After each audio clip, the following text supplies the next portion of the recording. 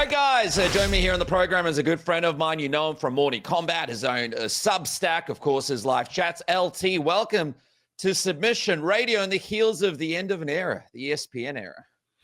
Thank God it's ending.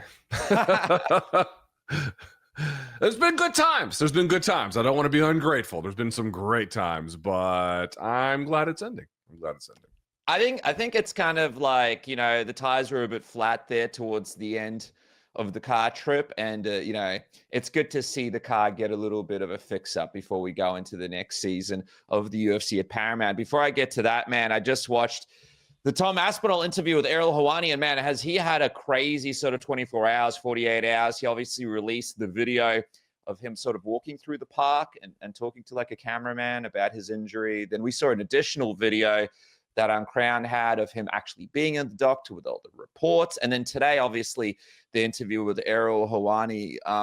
Tom getting a little bit of hate from fans about the way, I guess, that he's handling all this, but he's in a weird situation, man, right? Like, it's not an easy situation for him at the same time. He's not making it better. It's kind of the issue. I mean, look, the reality is, if you talk to any senior fighters or even former fighters who had, you know, a long enough career, you're going to find that there's a high degree of vision problems that they have after the fact. They may not necessarily be, by the way, from just eye pokes. It could be from, you know, by the way, boxers, for example, often have some of the same kinds of, you know, ocular injuries. And so that is a real thing to consider. But I also know guys, and there's been plenty who have admitted it, Jim Miller kind of being one of them, who has complained about like he has suffered real degradation in his capacity to see as a consequence of eye pokes. And I don't have any problem with Tom Aspinall on some level trying to both keep the public appraised of his condition, but also kind of push back a little bit against some of the accusations that have been made against him. Like, I really don't have an issue with it. It just seems like it won't stop. Right? It just seems like it keeps happening. Where, I mean, I don't mind that he went on Ariel, nor do I mind that he did something on his own channel. But why'd you do both? Right? I mean, it just seems like there's just a lot that happens related to it, where I feel like he's entitled to make it, whether or not it's true, of course, is an important thing to consider. But even if it is true, even if every single thing he is saying about the nature of his condition is true, there's still a communication strategy that goes into place, you know, to maximize the effect. And I feel like they've got a strategy, which is just more is better. And I don't know if that's true. I think it's one of those situations. By the way, I like Tom, and I feel like he's in a shit position. I like Tom too. Again, I want to be clear. I believe him. And we believe him. And he might see this, and dude, we believe you. But I think the situation is that if you keep going, all right, this happened, and then it's like, here's a video of it happening, and here's this and that. It's almost like you're giving it too much power. Now you're over. It's like, you know, someone's like, I slept with a girl. You know, I slept with this really hot girl, and you're like, oh, sweet. And he's like, here's a photo, here's a video. You go, why is this guy like? All right, people are either going to believe you or not. On Ariel Helwani, they had an interesting interview where Tom sort of broke down his relationship with Dana White. So he doesn't have a relationship with Dana White, Luke. And then post-fight, after this happened, the UFC have not really offered him any sort of help medically. They haven't really helped him in any way after the math. And we've seen how they've supported certain fighters that they have had good relationships with. But are you kind of shocked that here we go, heavyweight champion of the world, Tom Aspinall, kind of spent his career with the UFC, grew up with the UFC, such a lack of relationship with Dana White in the UFC that there's not even any kind of aftercare or support from the organization after all this happened? Would I be surprised that an organization notorious for its control as well as sensitivity to criticism and or playing favorites would not be as forthcoming with uncontracted, or I should say, you know, voluntary help as the person who needs the help might expect? No, I would not say that I have any degree of surprise. Fellas, this is why you got to do stuff to protect yourself. This is why you need a union or a trade association or federal legislation. You need something. But every time this opportunity is afforded to the fighters, they decide that it's a bad idea. Well, don't know what to tell you. I feel for the situation. I don't think that Tom is in any way, once again, I believe that his characterization of the situation is probably correct, and I suspect that there is friction in the relationship, as we've discussed, I believe, on this channel, you and I, between Aspinall, his father, and the UFC. I think all this stuff is real. It's like the way to get around this is not to express alarm or surprise or even disdain at the situation, although in many cases those can be legitimate responses. My point is, I've done this song and dance so freaking long that, like, when I get asked about these questions, it's like, Are you surprised Godzilla rampaged down Tokyo and fought Mothra and breathed fire? Like, no, that's what Godzilla does. Like, that's where are we going to do things to acknowledge that, or are we just going to keep living in a world where Godzilla fights Mothra and then tears up all the telecommunications strategy or infrastructure in the country by having a big old fight? You know what I mean? Like, it's just a weird question for me at this point. When you think of Dana White after the fight happened, when he's at the post-fight press conference and he didn't do his usual Dana White thing that he does when he likes a fighter or wants to build a fighter, where he'll say, Tom's a warrior, he's a champion. Would you fight when you can't see? He never stood up for him. He never went out there and did the thing that he does to, like, the John Jones, even though John Jones never fought. John Jones is the greatest fighter, blah, blah, blah, blah, blah. What do you think what do you think is driving Dana to not want to do that for Tom Aspinall? I'd be speculating. Like, is it a thing where, like, we know they run the statistics, they know who draws the most interest, blah, blah, blah. Like, is it just one of those things where he's not a top of mind for Dana White, or do you think he has other plans with John Jones and Pereira and other people circulating in the division? Like, why do you think? Because he's a promoter, right? Like, usually he'll stand up for guys that he wants to keep doing business with. Yeah. I mean, what I would say is, if Aspinall was a huge driver of an audience for them, Dana would probably look past a lot of whatever else is driving the friction, right? So we probably wouldn't even be asking this question if he was drawing like enormous amounts of eyeballs. It just wouldn't even be a part of the conversation. You would be factoring in that Dana would just find a way to make you good use of that. Which, by the way, you would expect a promoter to do that. That would be the right thing to do. So the fact that he's not doing that kind of tells you where you're at. Now, again, I don't think that's the biggest indictment on Tom. There's just not many stars, and Tom could be big and important for the UK market, which of course I think that he is, but he just hasn't graduated to, dude, it takes a long time to become a superstar. You have to get fights like the John Jones fight. You got to kind of win them. That's the thing that elevates you. And if you've been denied that, it's very hard to graduate to that level. So I don't think it's in any way very controversial to even say that, Aspinall probably has enormous superstar potential, but hasn't actualized it yet. And I think Dana's calculus probably plays into that. However, what I would say is there's got to be something more to the story. They don't like that Tom might have asked for certain things or said no to certain things. They may not like that Tom's father is his own man and that speaks his mind. I mean, there could be any number of other things that are probably also exacerbating tensions, because I seriously doubt it's strictly. I mean, like, on the one hand, Aspinall's not a superstar. On the other hand, he's not a nobody either. So I doubt that's really the sole calculus here is marketability and what the metrics tell them. It probably plays a role, but it cannot be the only explanation. It's just so fascinating because it's also a division where there's absolutely no one, and that is your money division. So there's got to be something. Like, we know if the UFC likes you, you have more opportunity. You were talking about that a little bit, during your great sort of pre-game on Morning Combat. And, Kevin Holland and Dana White are texting each other back and forth about shoe pictures and this and that. And, Kevin Holland's on every other card that he wants to be at any other weight class. And then, and Conor McGregor can do whatever he wants, but Tom couldn't see. And it's kind of the end. Hey, just quickly before I move off this whole Ciryl Gane thing, Tom said that he believes he's a cheater from his previous fights, from the fact that he's such a technical fighter. He should know to have his hands closed when he's at kicking range. At the same time, you and me have both been in gyms where guys will just have their fingers out in those positions. Sometimes, they just don't think to close those fingers. Do you believe that Ciryl Gane is a cheater, as what Tom Aspinall is saying, or do you believe it's just a difficult situation that's happened to him that's unfortunately a part of the sport with these eye pokes? I believe he's negligent. I definitely believe that. I don't know if I would go as to make a claim like someone's a cheater, that's like an evidentiary threshold that's pretty high, believe it or not. Like, you kind of have to know, like, just inferring their actions can be quite difficult. Like, what's the meaning of this? You know what I mean? Like, is it premeditated? Like, that would be cheating, right? That's what essentially, to a degree, cheating is: breaking the rules and sort of knowingly trying to. It's not, I don't know if he knowingly knows, like, oh, I'm going to.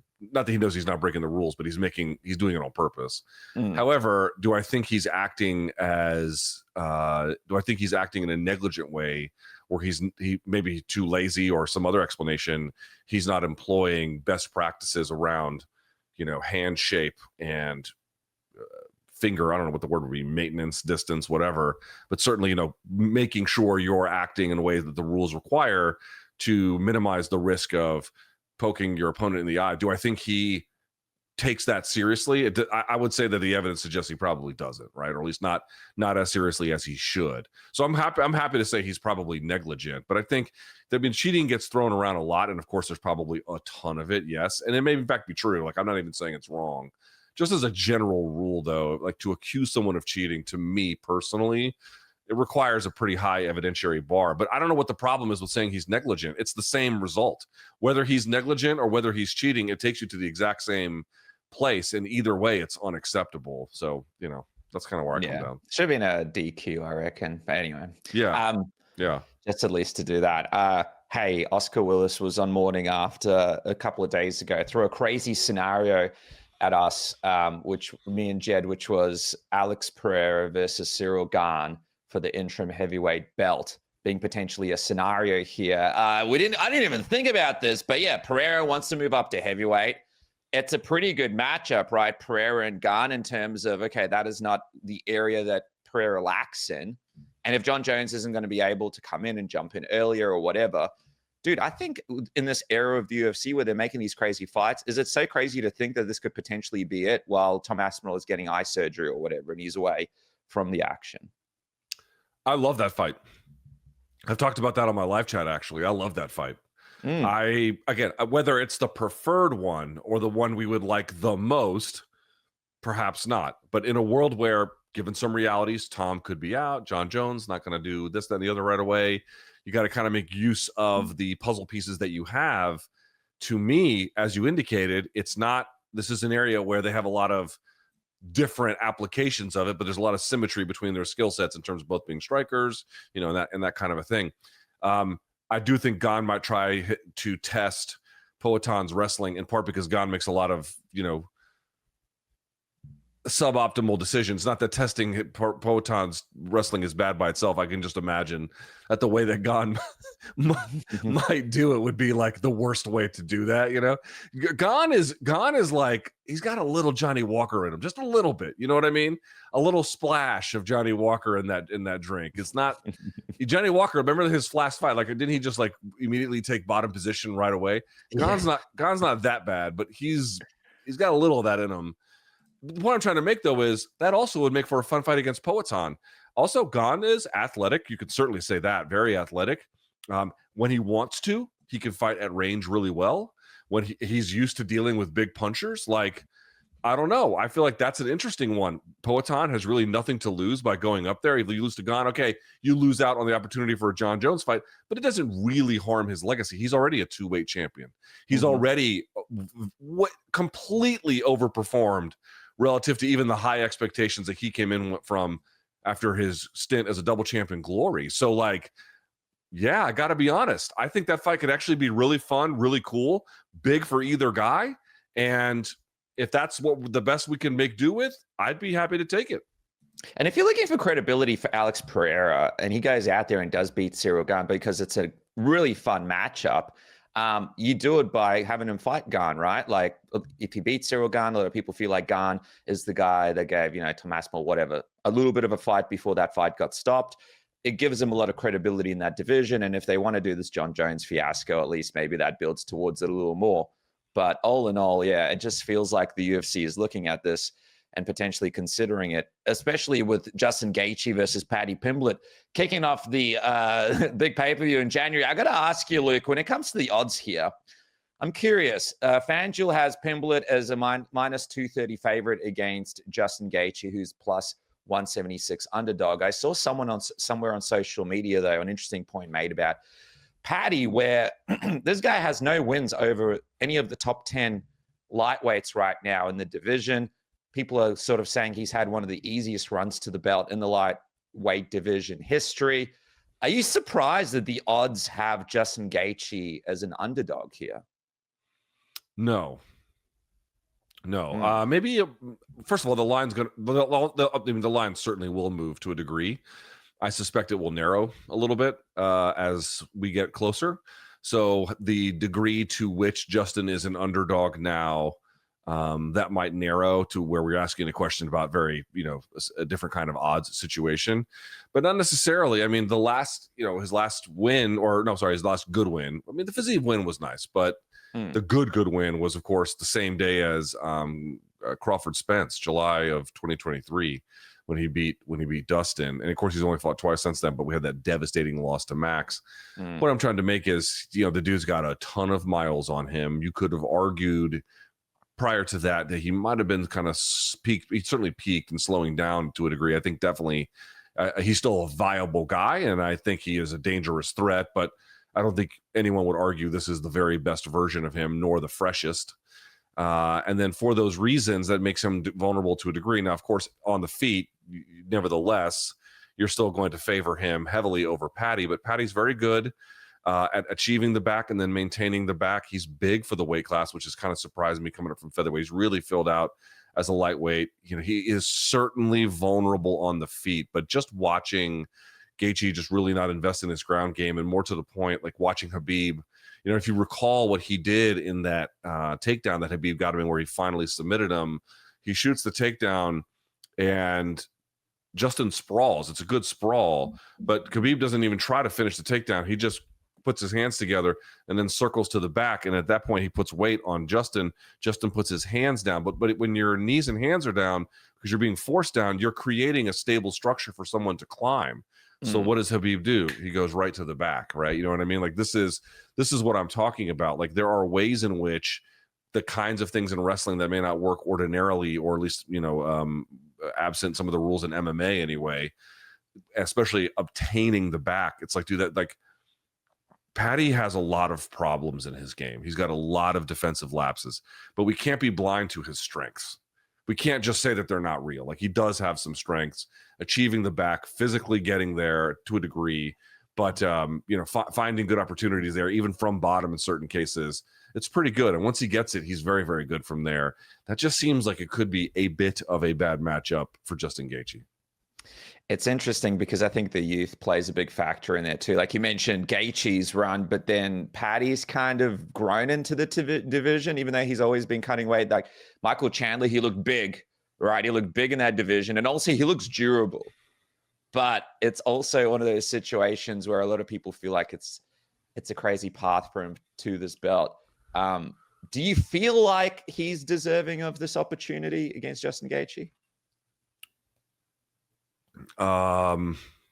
It doesn't even matter these days. I guess not. Well, no, it does not matter. It is hardly the craziest title shot in UFC history, even interim title shot, to be honest with you. It's not the craziest one. That doesn't make it the best one or even a great one, but it doesn't make it scandalous. But there are obvious problems, as you indicated. I think Justin's going to be, 36, 37 by the time 37. He's 37. Yeah. I mean, correct me if I'm wrong, but this is like the youngest guy he's fought in his last 4 or 5 fights. A lot of them have been 37 or even 38, 39, I believe. So like, you're fighting guys at 37. I mean, it's the tour of the unks. It's like you're fighting all these guys at the very end of the run. This is a normal part of the fight game, by the way. Like, young guys coming up in their 20s and then beating the mid to late 30s guys. This is an important cycle in the fight game that happens. It's good for divisions when it happens, and it's obviously good for the winning new crop of fighters. Doesn't happen 100% of the time, but this is, this phenomenon is great. So like there's a lot of good reasons for it, but you know, as I indicated, the Jared Gordon win is suspect to begin with, and then you're just beating guys who are very, very, very at the end of their careers or pretty close to it.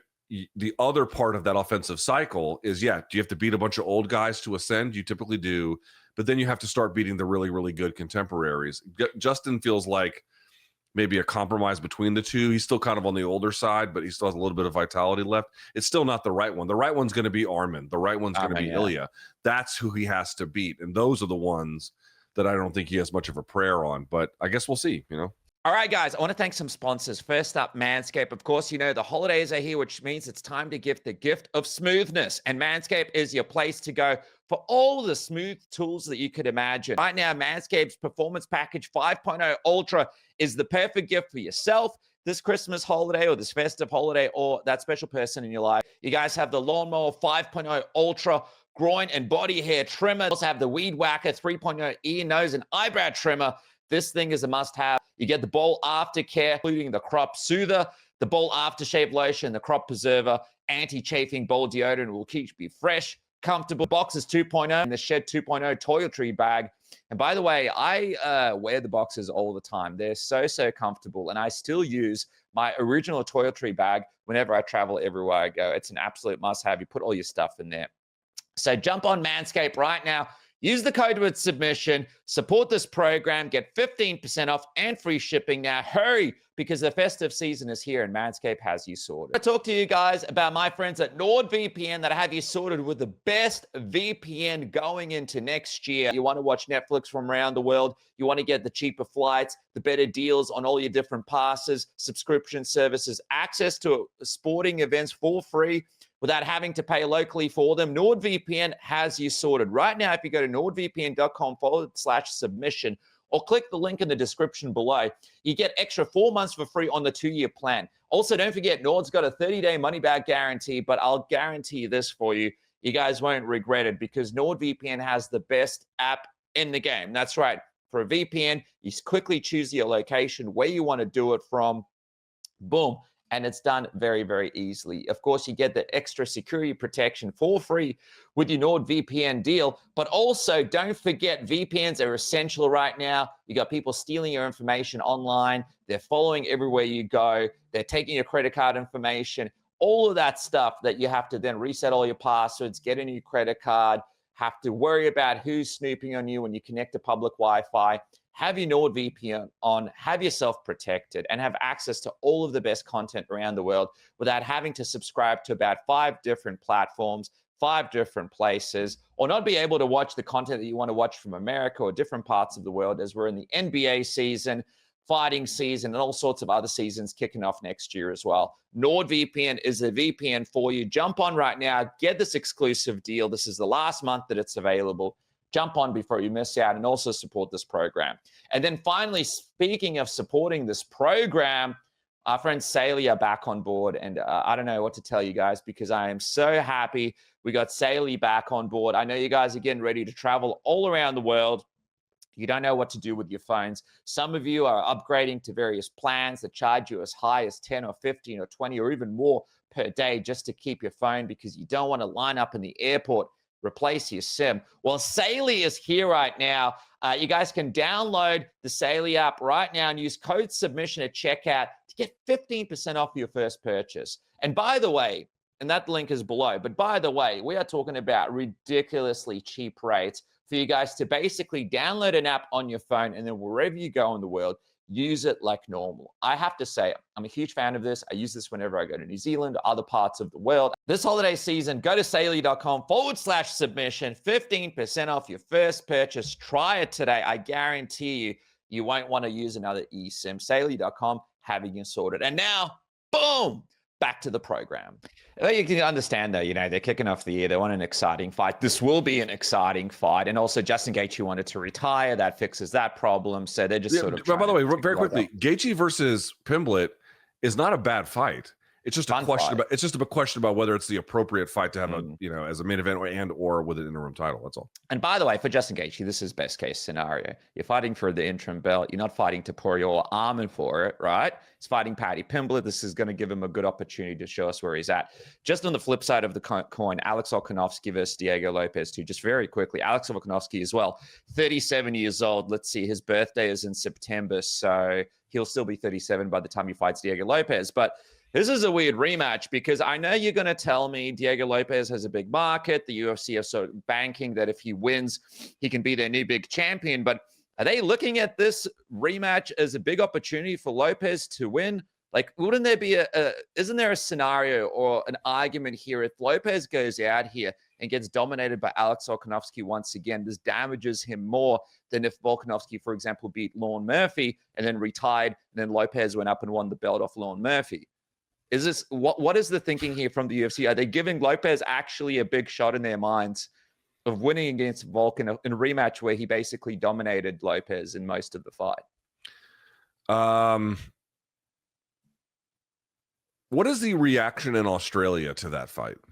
People love the fact that Alex Volkanovski is fighting in Sydney. It's going to be a special moment, but nobody wants to see him rematch Lopes. I had his coach on the show as soon as the fight was announced. Even the coach said he not that keen on fighting Lopes. And even the coach said they tried to fight Lorne Murphy in December for this card right now, and they preferred him or Mosa instead of Lopes. Yeah. It's a strange one. It's a strange one. Yeah. I mean, here's the thing. Once again, it's kind of like Paddy and Gaethje. Obviously, this fight hasn't happened before. This will now be the second iteration of Volk and Lopes. But, it won't be a bad fight as long as it lasts. It'll be, there's not two guys who suck who, well, okay, Lopes couldn't cut, cage cut to save his life, but that's not Volk's fault. And still, it was a fun fight. Like, it wasn't a bad fight. So you're not getting a bad fight between two, pretenders or something like that.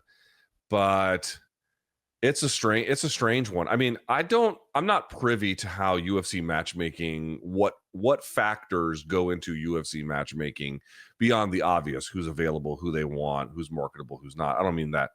What I mean to say is it is very hard for me to know, but I am curious about the relationship between TKO and how they're changing the broader assets that they own. There are changes being made to, for example, WWE. I'm sure you're familiar with many of them that are a result of TKO's leadership. What I mean to say is the first two events on Paramount, first two main events, and of course in back-to-back pay-per-view, whatever they call them now, PLEs, they are putting fights that are clearly designed to move the market where possible, but have really nothing to do with who the most deserving contender is fighting the appropriate champion. Like, they have nothing to do with that. Yeah. Now, you're saying, well, Ilya's not available. Okay, but they're going around Armin. I mean, they're clearly going around Armin Tsarukyan, right? Like, I don't mind if they did Armin Paddy or even Armin Gaethje. Honestly, I wouldn't care, right? Because either way, it makes much more, as long as Armin's in that fight, that's better than where we are. But they didn't do that, did they? Right? They did the opposite of that. So it just feels to me like it's way too early to say. And I want to be very clear about that. I'm not, Luke, projecting this. I'm not necessarily projecting that. But I've got my eye on to what extent TKO leadership expects matchmaking to produce more to make main events that are much more structured for market response than they are for meritocracy. And I know what someone's going to say, Luke, hasn't that always been the case with promotion? And the answer is yes. Yes, it has always been the case that promoters are going to look at among a variety of factors, and perhaps even chief among them, popularity more so than meritocracy, in order to make fights and produce business. This would be nothing new.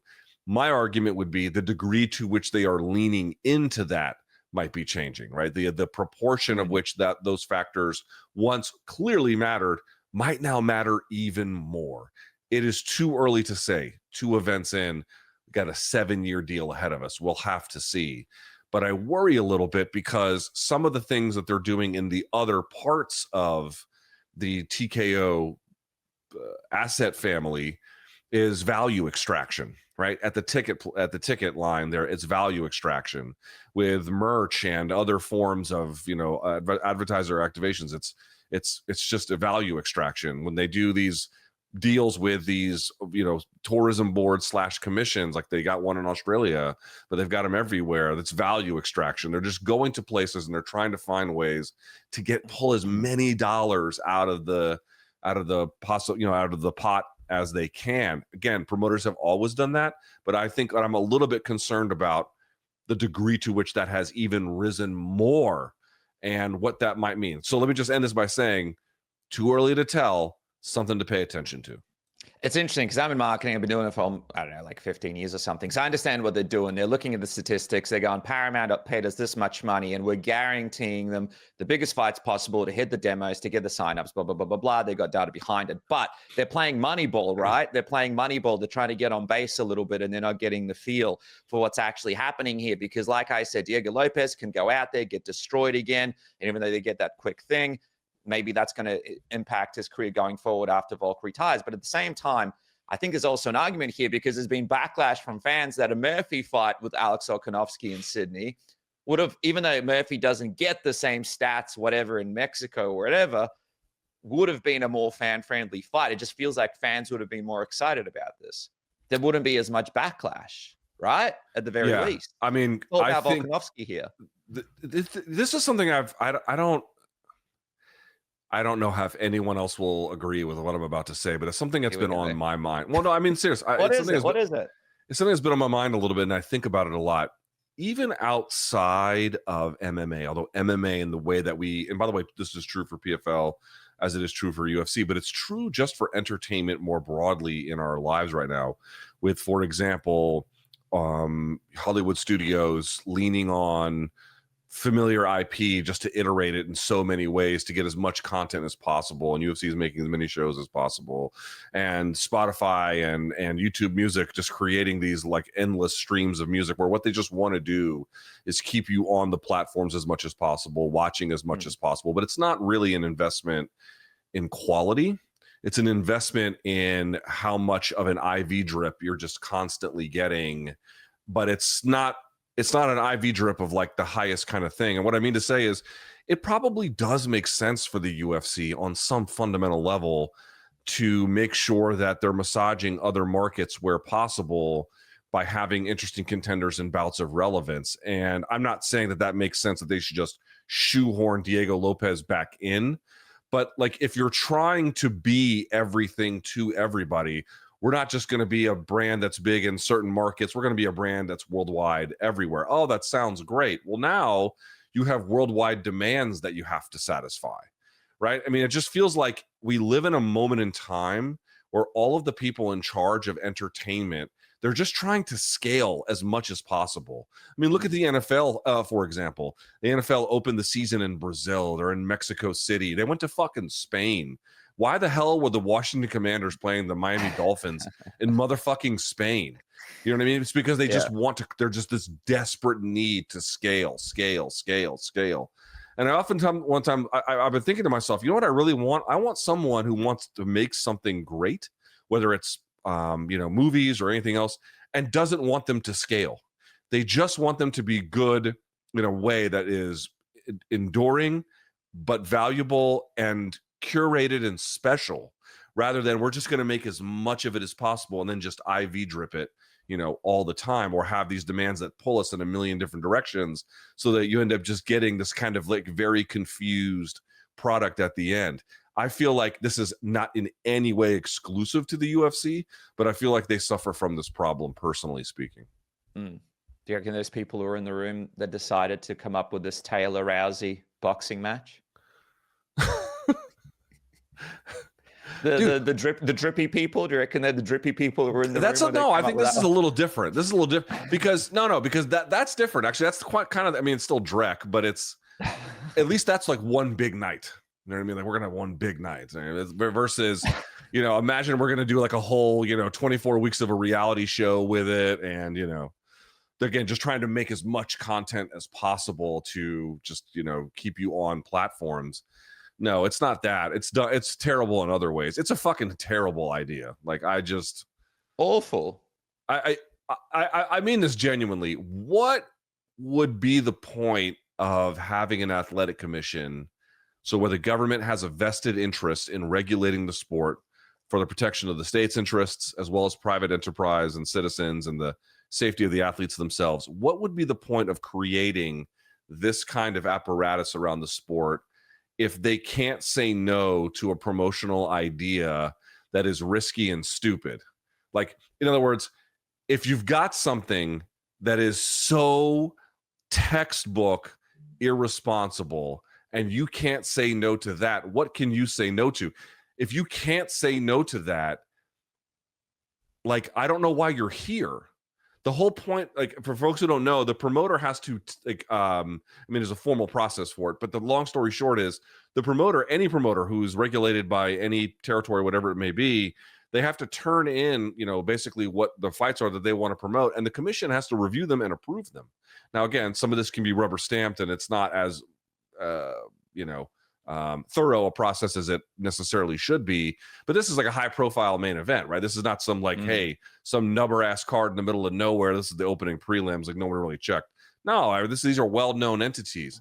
Like, you have all the evidence you need to know. Like, oh, this woman has terrible striking. She left the sport because she got viciously KO'd two times in a row.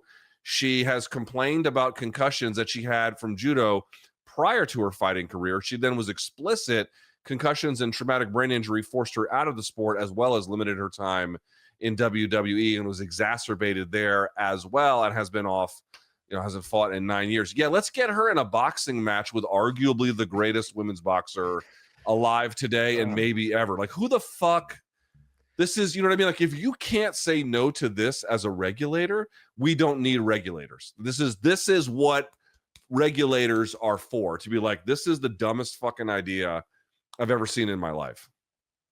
Yeah, if Nate Dogg was still around, he'd be regulating this shit because it's out of control.